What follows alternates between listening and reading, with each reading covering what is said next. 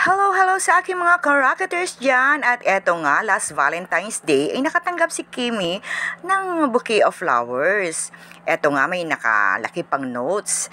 Dearest Kimi, I know your heart went through a lot of aches these past few months. Wishing your heart a good rest and may you soon find the joy and love that is truly yours.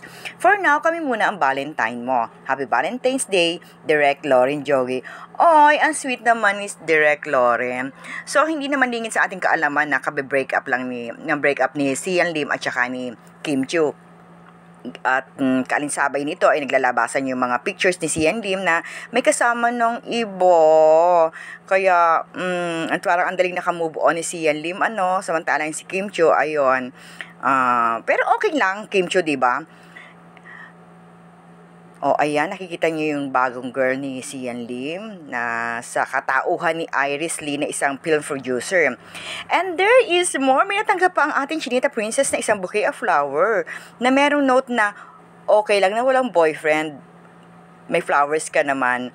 Tapos may emoji and then P. So, sino kaya yung P na yun? So, may speculation ng ibang tao na, o ang mga tao, ang mga fans na, hindi kaya yun ang kanyang co-star sa linlang na si Paolo Abilino? O sa palagay ninyo? Anong iniisip nyo? Kaalinsabay nito ay yung balita o umuugong na balita na break up ni Janine Gutierrez at ni Paolo Abilino. O, kaya yung mga ano ba talagang score ng relasyong Paolo Abilino at saka na ngayon umuugong na break na sila na naman kasi maraming beses na on and off relation nila eh. So kaya yung mga fans ni Kim Chiu at saka ni Paolo Abilino ay mukhang nagbubunyi na parang kinikilig sila na may pagkakataon na ba na maging sila na, kasi maganda yung chemistry talaga ng dalawa eh. Sila na Kim Pao, dati kasi Kimchi, Sian Lim at saka Kim Chiu. So ngayon naman Kim Pao.